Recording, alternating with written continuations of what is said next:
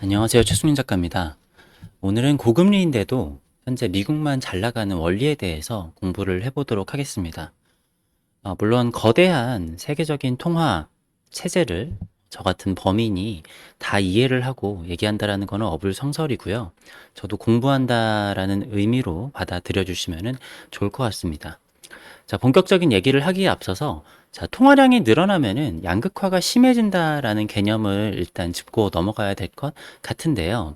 자, 통화량이 늘어난다라는 거는 돈의 가치가 떨어진다라는 것인데, 근데 뭐 돈을 풀자마자 돈의 가치가 두 배로 뭐 떨어졌다라고 하면은 뭐 집값도 올라가고, 그러니까 그 돈으로 환산을 했었을 때, 내 임금도 두 배가 올라가고, 모든 것들이 두 배가 올라가면은 상관이 없겠고, 그리고 그렇다라고 하면은 통화량을 푸는 의미도 없겠죠. 근데 통화량을 풀었을 때 돈이 흘러가는 것들이 시간차가 생기기 때문에 통화량을 이렇게 푼 효과가 생기고 나중에 인플레이션과 자산 가격의 상승이 따라오게 됩니다. 자, 통화를 공급했었을 때 이제 이거는 돈을 빌리라는 거잖아요. 돈을 빌렸을 때 이것을 급한 빚을 갚는 사람들도 있겠고 그동안 고금리에 고생하던 사람들이 이렇게 금리가 낮아지니까 이게 좀 여유가 생기는 것도 있겠고요. 그리고 이때를 틈타서 사업을 늘리는 사람들도 있죠. 원래 그러라고 통화량을 공급을 하는 것이기 때문에 그런데 또 투자 자금도 생기게 됩니다. 왜냐하면은 같은 돈을 빌렸을 때 더 저금리로 돈을 빌릴 수 있게 되니까. 이렇게 되면은 제일 먼저 일어나는 게 처음에는 물가는 그대로 있고 자산 가격만 상승을 하게 됩니다. 왜냐하면은 돈을 빌렸다라고 해서 공장이 다음날 생겨가지고 뭐 하는 게 아니라 그런 것들은 시간이 걸리잖아요. 뭐 최소한 공장을 지으려도 뭐 1년, 2년은 걸리게 될 거고요. 그래서 물가는 그대로인데 자산 가격만 상승을 하는 거는 돈을 빌려서 자산을 사게 되면은 그거는 바로바로 반영을 할 수가 있게 되는 거니까. 그러고 나서 이제 물가가 상승을 하게 되고 그리고 그 다음에 임금도 상승을 하게 됩니다. 자, 그런데 우리가 팬데믹 때 겪었지만 자산 가격은 두 배가 상승을 했는데 물가나 임금 상승은 한꺼번에 두 배로 올라갈 수가 없어요. 한꺼번에 두 배를 올라간다고 하더라도 되게 문제죠. 그래서 1년에 많이 올라가 봐야 뭐 10%, 임금 같은 경우에는 5%이 정도로 상승을 하게 되는데 그래서 물가 상승과 임금 상승이 자산 가격 상승을 따라오는 데는 상당한 시간이 걸립니다. 자, 그렇다면 이거는 무슨 얘기냐면은 부자는 더 부자가 되는 거고 가난한 사람은 더 가난하게 되는 겁니다.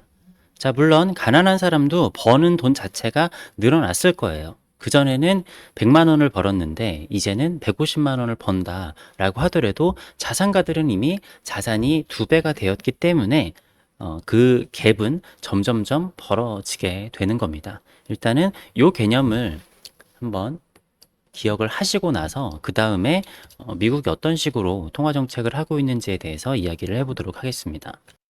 자, 미국의 M1 통화 공급량을 보면은요, 굉장히 특이한 것을 볼 수가 있습니다.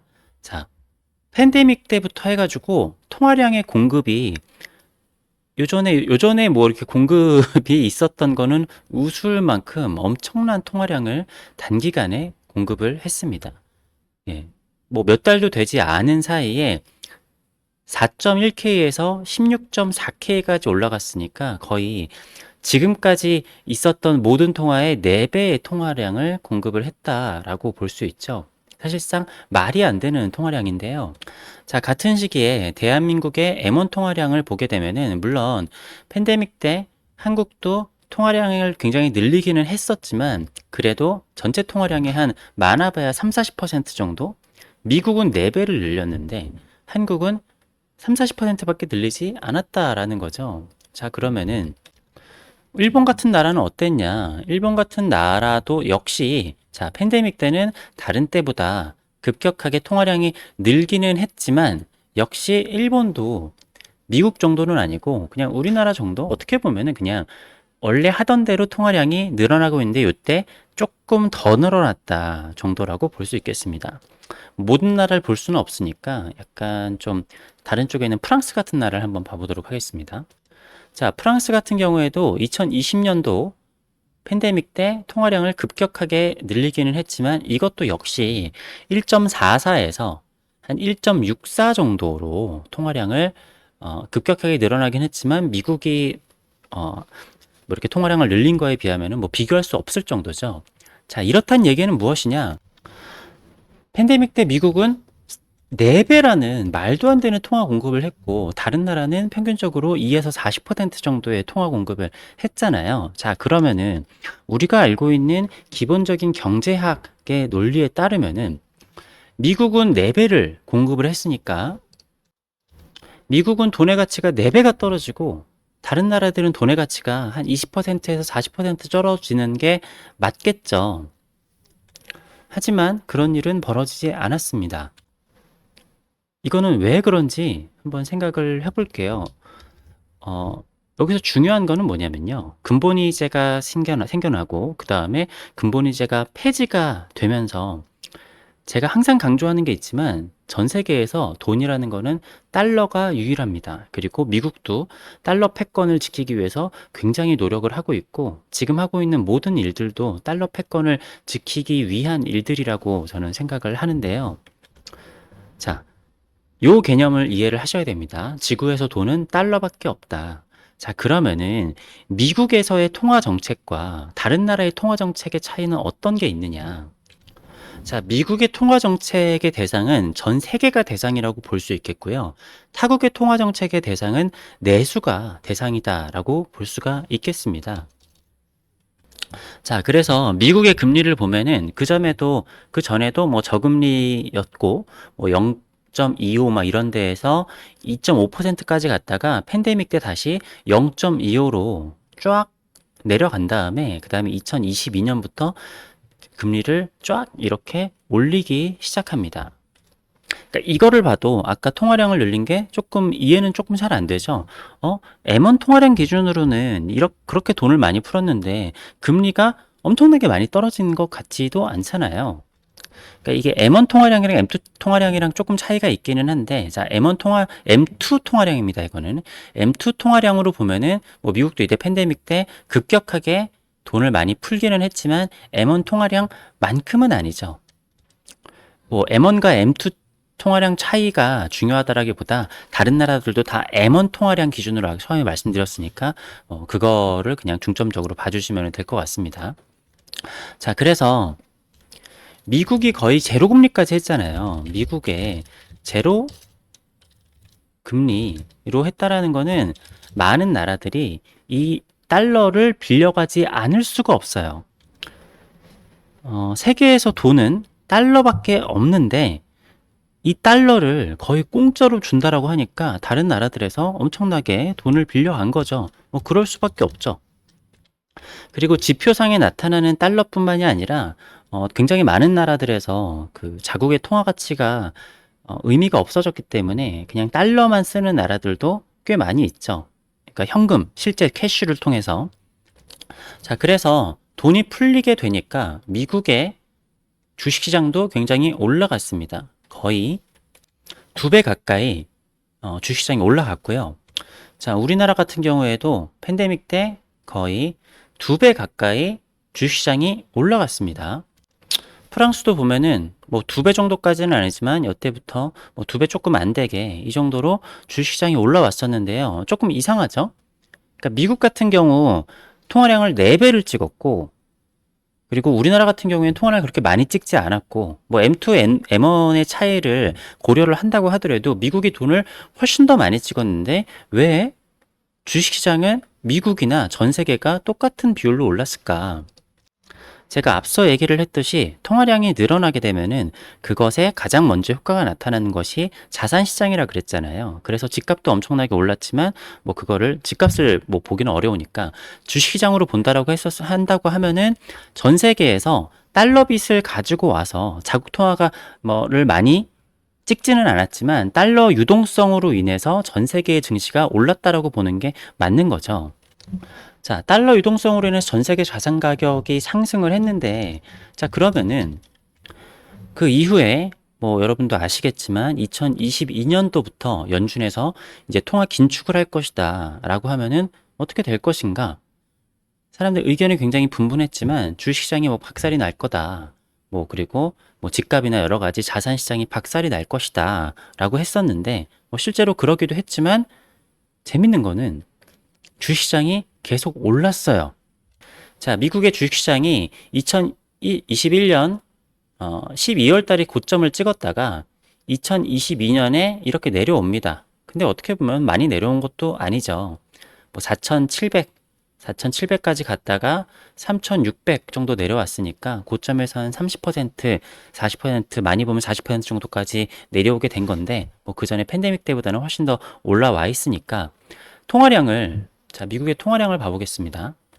자, M1 통화량을 보면은 20년도 이렇게 찍었다가 계속 그래도 완만히 올라갔다가 통화량이 줄어들고 있어요. 자, 물론 여기서 미국 정부가 활용을 하는 돈은 또 다른 문제다라고 볼 수도 있겠지만 거기까지 가게 되면 너무 복잡하니까 일단 그냥 대표적인 통화량 지수로 보면은 통화량이 늘어나지는 않고 있잖아요. 자, 그럼에도 미국의 주식시장은 22년도에 바닥을 찍고 엄청나게 상승을 해서 요때보다도 지금 거의 80% 정도 주가 지수가 올라와 있다라고 볼 수가 있습니다. 자, 통화량을 늘리지를 않았는데 왜 미국 주식은 계속 올라가고 있어요? 자, 근데 한국 주시장을 보면은 한국 주시장은 뭐 역사가 여기 짧게 있어가지고 2020년도가 여기 있는데 2020년도에 2배까지 올랐다가 이렇게 떨어진 다음에 다시 지지부진하고 있습니다. 여기 조금 이상하죠? 자, 아까 봤던 프랑스 주식시장을 보면은 물론 요때로 비교를 하면은 꽤 오르기는 했지만 미국이 오른 폭에 비하면은 굉장히 많이 오르지는 않았단 말이에요. 물론 우리나라보다는 훨씬 좋지만 그러니까 우리나라가 좀 특이한 거기는 하네요. 자, 일본 주식시장은 또 좀 특이합니다. 일본 주식시장은 또 이렇게 많이 올라가기는 했어요. 아, 이러니까 우리나라가 진짜 이상하네요. 자, 여기 다시 한번 각 나라의 금리를 봐보도록 하겠습니다. 자, 금리는 아시다시피 미국이 팬데믹 때 0.25를 유지를 하다가 미국이 금리를 5.5%까지 올렸어요. 자, 우리나라 같은 경우에는 미국 따라서 미국만큼은 아니지만 0.5%. 왜? 그래도 우리가 미국보다는 조금 더 금리가 높아야지 했다가 금리를 올렸지만 3.5%까지 밖에 못 올렸어요. 뭐 일본 같은 경우에는 당연히 마이너스 금리였다가 올렸지만 뭐 0.25%밖에 안 되고 자, 프랑스 같은 경우에 0% 금리를 유지를 하다가 금리를 4.5%까지밖에 못 올렸습니다. 좀 너무 표본이 적은 것 같으니까 다른 나라도 봐볼까요? 독일 같은 경우에도 많이 올려봐야 4.5%까지밖에 못 올렸고요. 지금 내려온 게 3.15%. 중국 같은 경우에는 금리가 그냥 오히려 계속 내려가고 있습니다. 자, 근데 여기서 지금 미국이 금리를 내렸는데 이게 겨우 4.5%예요. 4.5%인데 미국이 금리를 내리니까 다른 나라들도 금리를 내렸거든요. 자, 근데 여기서 이제 되게 중요한 문제가 있습니다. 작년에 주식시장에 관심이 있으셨던 분들은 아시겠지만 다들 연준에서 다시 한번 금리를 내려서 이것들이 다시 자산시장의 상승이 오지 않을까라고 생각을 했어요. 근데 금리를 작년에 계속 안 내리는 거예요. 근데 재밌는 거는 주식시장이 계속 올랐습니다. 자, 23년에 5%대에서 24년에 계속 5%대를 유지하다가 막판에 쬐끔 내렸어요. 근데 미국의 주식시장은 작년에 계속 어마어마하게 가파른 속도로 주식시장이 계속 올랐다라는 거죠. 자, 이게 미국 기업들의 혁신도 있겠지만 중요한 거는 전 세계의 달러가 다시 미국으로 모이고 있기 때문이라는 겁니다. 자, 물론 전 세계의 달러가 미국으로 모이고 있기 때문에 많은 투자를 유치할 수 있어서 그래서 더 기업의 혁신이 있는 것일 수도 있겠죠. 그런데 자, 이게 조금 짧게 정리한 내용인데요. 자, 미국이 어마어마하게 달러를 찍어냈습니다. 보통의 나라라면은 자국에서 달러를 찍어내면은 그것 때문에 자국의 인플레이션이 너무 많이 오고 자국의 화폐 가치가 너무 크게 떨어지겠지만 미국은 기축통화기 때문에 내가 달러를 뿌리면은 뿌리는 대로 전 세계로 그냥 뿌려지는 거죠. 물론 미국에도 엄청나게 돈이 뿌려졌기 때문에 그것 때문에 인플레이션과 자산 가격 상승이 왔지만 어쨌든 제로금리로 미국이 하니까 다른 나라도 제로금리로 해서 전 세계에 자산 호황이 왔습니다. 자, 그래서 전 세계적 저금리 현상이 있었는데 미국이 갑자기 급격하게 금리를 상승을 했죠. 그리고 통화량도 긴축을 한다라고 했어요. 그래서 아까 보여드린 대로 실제로 미국의 통화량들이 더 이상 늘어나지 않는 것들을 보여줬죠. 그리고 미국은 고정금리제라서 기존 대출자들의 타격은 별로 없었어요. 제로금리로 돈을 빌렸다고 해서 금리를 올린다고 해서 이게 금리가 올라가는 게 아니란 말이죠. 그렇기 때문에 미국 사람들은 별 타격이 없었고 우리나라 같은 경우에는 집값이 하락을 하는 그런 현상들이 있었음에도 미국은 집값 하락도 없었고 집값도 오히려 꾸준히 올라가고 있는 추세예요. 그러니까 미국을 따라서 금리를 올리게 되는 타국들은 굉장히 죽을 맛을 이제 보게 됐는데 특히 우리나라는 변동환율제라서 금리가 올라가게 되니까 저금리 때 자산을 샀었던 사람들은 엄청나게 타격이 있었고 뭐 장사를 하거나 모든 사람들이 다 타격을 겪게 되는 거죠. 자, 그럼에도 미국이 다른 나라보다 아직까지도 금리가 높고 우리나라보다도 금리가 높잖아요. 그렇기 때문에 사람들이 가지고 있는 달러는 모두 다 미국으로 다시 돌아가는 겁니다.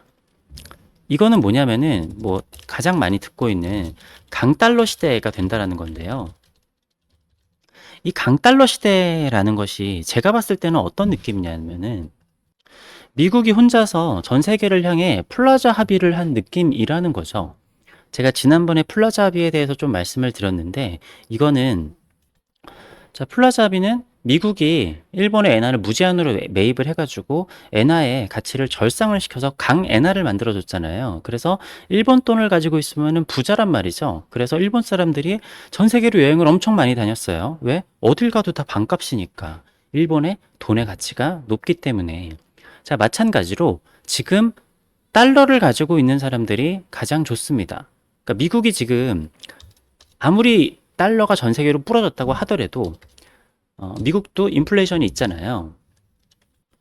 강달러로 인해서 수입 물가를 낮추기 위한 그런 효과도 있는 것과 또 동시에 뭐냐면은 미국은 전 세계 최고의 부자다라는 인식을 심어주는 효과가 있다라고 보는데요. 이 개념은 또 뭐냐면은 그러니까 과거에는 몇몇의 나라들이 잘 살고 대부분의 나라들이 못 살았단 말이에요. 그러니까 우리도 뭐 10년, 20년 전에는 동남아 이런 데 가면은 우리나라에서 못 사는 사람이 가도 동남아에 가면은 좀 부자처럼 느껴지고 우리나라에도 옛날에 그런 얘기가 있었죠. 미국 가면은 거지가 우리나라보다도 잘 산다고. 그랬는데 요즘에는 어느 나라를 가도 그 나라에 엄청난 부자들도 있고 특히 수도를 가보게 되면은 제가 요즘에 느끼는 건데 어느 나라든지 수도의 물가라던가 생활 수준은 크게 다르지 않은 것 같아요. 그게 동남아도 마찬가지고 뭐 중국도 마찬가지고 뭐 유럽을 가도 뭐 마찬가지예요. 물론 미국은 좀 특별하기는 하지만 그래서 제가 미국이 바라는 거는 그래도 미국인이라고 하면은 어느 나라보다 부자, 물론 지금도 압도적으로 전 세계에서 가장 부자 나라이긴 한데 미국 사람들이 느끼는 거는 그러니까 많은 이민자들이 너무 들어와서 원래 미국인들이 가난해진 느낌이라는 거죠. 그래서 트럼프가 그레이트 아메리카 어게인이라는 걸 외쳤잖아요.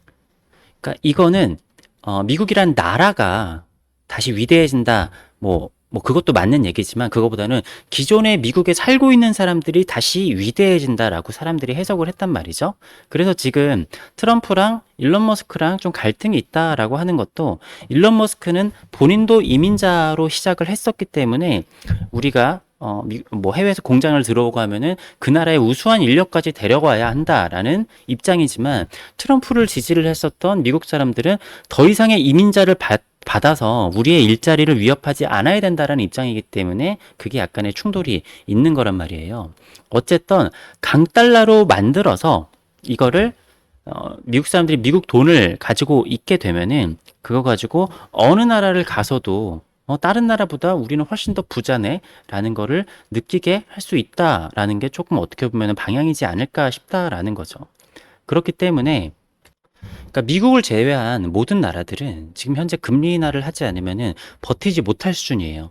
그러니까 우리나라도 금리 인하하면 안 됩니다, 안 됩니다 하더라도 금리 인하 안 하면은 지금 다 죽게 생겼는데 금리 인하를 할 수밖에 없는 거죠. 근데 금리 인하를 하는데 예전 팬데믹과 다른 거는 뭐냐면요. 팬데믹 때는 우리나라보다도 낮은 금리에 달러 빚을 가져와 가지고 돈을 풀 수 있었지만 지금은 저금리의 달러를 빌릴 수가 없잖아요. 우리보다 금리가 높으니까. 그렇기 때문에 이게 그때의 금리 인하를 하는 거랑 조금 다른 느낌이다라는 거죠. 그래서 돈을 풀면 풀수록 오히려 강달러는 더 강해지고 어, 우리의 원화 가치는 더 떨어진다라는 거예요. 그래서 다른 나라들이 금리 인하를 하게 되면은 강달러는 더 강해질 수밖에 없겠죠. 자, 그래서 보시면은 사람들이 좀 의아하게 생각을 했었던 게요. 자, 대한민국도 금리를 올렸다가 많이 올리지 못했지만 작년 보시면은 2022년 10월부터 11월 두 차례 이렇게 금리를 3%까지 내렸어요. 자, 금리가 내려가면은 주식시장이 올라가는 게 맞잖아요. 근데 대한민국의 주식시장이 10월 달에도 11월 달에도 뭐 변동이 조금 있기는 하지만 계속 내려가고 있다라는 거죠. 돈을 풀어도 그게 다 달러 빚을 갚는데 흘러가기 때문인 겁니다. 그러니까 돈을 풀어도 그냥 그게 달러로 가게 되는 거죠. 금리를 인하했으면 주식이 올라가야 되는데 돈이 국내에서 도는 게 아니라 돈이 다시 달러로 들어간다. 그러니까 원화는 더 약세가 되고 달러는 더 강달러가 된다. 물론 앞으로의 시장을 예측을 하는 것은 어렵다라고 생각을 합니다. 하지만 지금 미국이 돈을 특별히 더 찍어내지 않는다고 하더라도 그 2020년도에 기축통화니까 할 수 있는 정말 폭력적인 그 통화 완화를 통해 가지고 전 세계에 어떻게 보면 억지로라도 받아낼 수밖에 없는, 그러니까 안 받으면 됐겠죠. 안 받으면 됐겠지만 안 받는다고 해서 좋은 미래가 있는 거는 또 아니었거든요. 뭐 중국도 마찬가지였고 중국 혼자 다른 길을 갔잖아요. 그렇지만 그렇다고 해서 중국이 좋은 것도 아니었고, 그래서 미국이 거의 제로금리까지 가게 되니까 다른 나라들도 제로금리까지 가는데, 그러니까 미국이 0.25%까지 낮췄는데 근데 우리나라 0.5까지밖에, 그러니까 미국보다 더 낮추지는 않았잖아요. 근데 미국이 기준금리를 올리기 시작하니까 우리나라는 더욱더 큰, 그러니까 우리나라뿐만이 아니라 전 세계, 그러니까 지금 전 세계의 모든 나라가 불황이라고 하고 있단 말이에요. 미국 빼고 다 불황이에요. 왜냐? 미국이 풀어놓은 달러를 가져갔다가 미국이 금리를 올리면서 달러를 회수를 하기 시작을 하니까 미국으로 전 세계의 돈들이 그냥 계속 들어오고 있는 거예요. 통화를 완화를 하지 않아도. 오히려 기존의 경제 상식과는 다르게 금리를 다른 나라들보다 높게 유지할수록 미국의 강달러가 더 강해지고 돈이 전 세계에서 미국으로만 모이게 되는 거죠. 그러니까 사람들이 미국 돈을 사면은 뭘 하겠어요? 그냥 미국 주식 사는 거죠. 네, 그러니까 미국 주식도 계속 올라가고, 그러면 자금 여력이 굉장히 좋으니까 미국은 더 혁신을 할 수 있는 겁니다. 우리나라, 다른 나라들 지금, 우리도 혁신해야 되는데, 혁신을 왜 안 하냐라고 하면은, 제가 봤었을 때는 아마 혁신을 할 돈이 없을 거예요. 네. 달러 빚을 갚느라.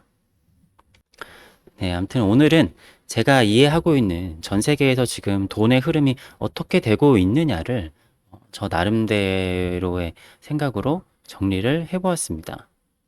그래서 저는 연준에서 올해에도 그렇게 금리를 크게 인하를 할 것 같지는 않아요. 자, 물론 금리를 인하를 안 하니까 미국에서도 뭐 여러 문제들이 터졌었죠.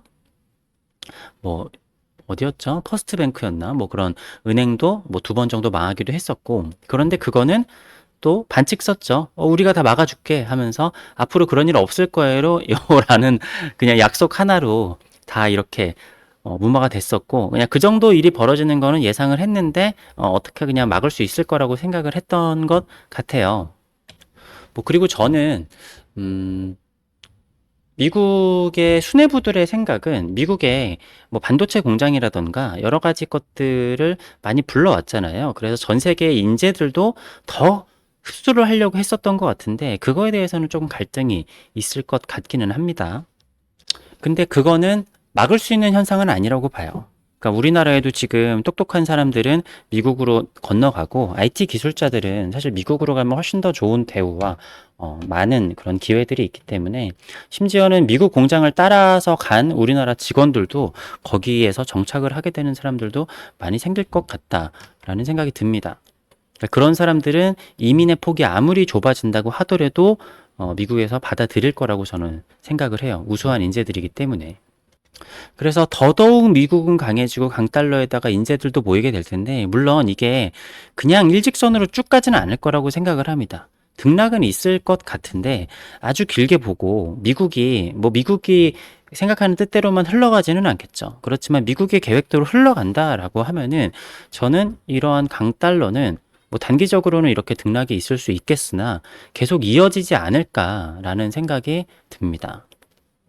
그러니까 미국이 일본처럼 되는 방법을 좀 이렇게 찾은 게 아닌가. 그래서 더 이상 일본을 그렇게 할 필요가 없으니까 요즘에 그 엔달러가 그런 식으로 변화가 되는 게 아닌가 싶어요. 미국에서는 제가 그전 영상에서 설명을 드렸던 것처럼 미국 국채를 위해서 일본의 저금리를 유지시켜줘야 되는 그런 필요성이 있었지만 이제는 전 세계에 풀어놓은 달러를 통해 가지고 우리가 강달러의 시대로 해서 모든 돈들이 달러로 계속 흘러 들어오게 하는 기조를 만들어 놨기 때문에 굳이 이제 일본의 역할이 조금 작아진 게 아닌가라는 생각도 있고, 그리고 우리나라는 일본 다른 나라들로부터 수입 물가를 이렇게 낮게 유지를 해야 되기 때문에 그런 식으로 일본도 같이 조정이 되고 있지 않은가라는 생각이 있습니다. 그러니까 이게 뭐 오늘 얘기한 것만으로 다 이해하기는 힘들겠지만 저도 이런 식으로 한번 공부를 해봤습니다. 긴 영상 봐주셔서 감사합니다.